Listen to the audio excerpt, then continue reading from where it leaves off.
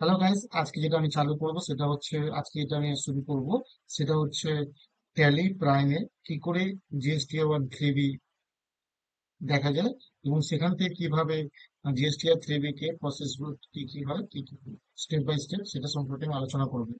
ঠিক আছে। আর আপনাদের কাছে একটা আমার অনুরোধ, আপনারা আমার সঙ্গে যেমন জুড়ে আছেন সেরকম জুড়ে থাকবেন। আর যদি কোনো নতুন ভিউয়ার হন তাহলে নিয়ে আমার চ্যানেলটাকে সাবস্ক্রাইব করবেন।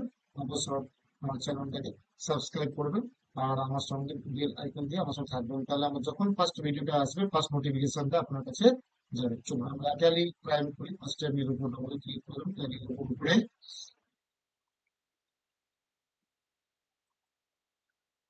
এবং ট্যালি খুলে গেল। এবারে আমি এটাকে কন্ট্রোল F3 মেরে, ঠিক আছে, কন্ট্রোল F3 মেরে আমি সিলেক্ট করে নিলাম। সাপোজ ধরুন এই বছরের 23-24 রিটার্নে আমি আজকে মার্চের রিটার্নটা কমপ্লিট করলাম।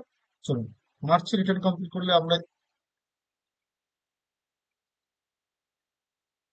Alt F2 মারলেন আর 1/4/24 টু 31/3/25। ঠিক আছে। এবারে আমরা রিটার্নে যখন আসবো, ফার্স্ট এটা ট্যালি খুলে গেল, দেখুন এটা ট্যালি খুলে গেল। এবারে এই ট্যালিতে যখন আমরা দেখতে পাচ্ছেন ট্যালির এটা হচ্ছে গেটওয়ে ফার্স্টে। এবারে আমরা ফার্স্ট ডিসপ্লে ডি মারলাম, ডিসপ্লে, তারপরে আসবো ও জিএসটি রিপোর্ট, তারপরে এন্টার। এখানে এন্টার মারার পরে দেখুন জিএসটি আর 3B দেখাচ্ছে, এখানে 3B তে ক্লিক করলাম, জিএসটি আর 3B তে ক্লিক করলাম এবং ক্লিক করলে দেখুন এটা খুলে গেল, পুরো খুলে গেছে। এবার দেখুন এইখান থেকে আপনি দেখুন, ধরো মার্চের আমি হিসাব করবো, তাহলে মার্চের এটা হচ্ছে আউটওয়ার্ড। এখানে দেখুন লেখা আছে 3.1 tax on outward and reverse charges inward supply. এটা দেখাচ্ছে আপনার 800,17,00,079, এটা নেট ট্যাক্সেবল ভ্যালু। আর সিজিএসটি ভ্যালু হচ্ছে 1,65,401.17, আর এসজিএসটি হচ্ছে 1,65,401.17। আর এই যে নিচে দেখতে পাচ্ছেন যেগুলো, সেগুলো হচ্ছে ফুল টেবিল যেটা আছে eligible for input tax credit. দেখতে পাচ্ছেন input tax credit eligible either the part of the ফুল।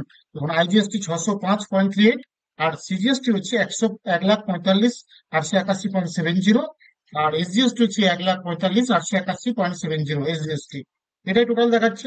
এবারে আমরা যখনই দেখতে যাব টোটাল বিল কত, দেখুন উপর থেকে আমি দেখাচ্ছি টোটাল ভাউচার হচ্ছে 701 ভাউচার, ইনক্লুডেড রিটার্ন হচ্ছে 472, নো রিলিভেশন for the return, relevant for the this return, মানে এই রিটার্নে এগুলো ইনক্লুড নেই।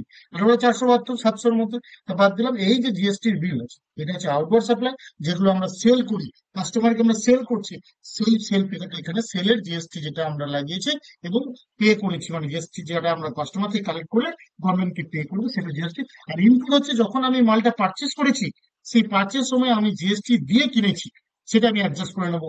তারপরে যদি যেটা বাঁচবে সেটা আমি জিএসটি আর 3B তে রিটার্নে ফাইল করবো। আজকে যখন আমি জিএসটি আর 3B রিটার্ন লাগাচ্ছিলাম, আমার এক ক্লায়েন্ট ছিল, ওনার ওখানে ক্লায়েন্টে যখন বসেছিল রিটার্ন লাগাচ্ছিল, তখন এই প্রসেসটা জিএস 3B তে কিভাবে ট্যালিতে দেখা চেক করতে হয় সেটা আমি আপনাদেরকে দেখালাম আজকের এই শর্ট ভিডিওতে। আপনারা এই ভিডিওটা দেখে কি বুঝলেন সেটা আমাকে কমেন্টে জানাবেন, এবং আমার শেয়ার, আমার ইউটিউব চ্যানেল অবশ্যই ওটাকে সাবস্ক্রাইব করবেন।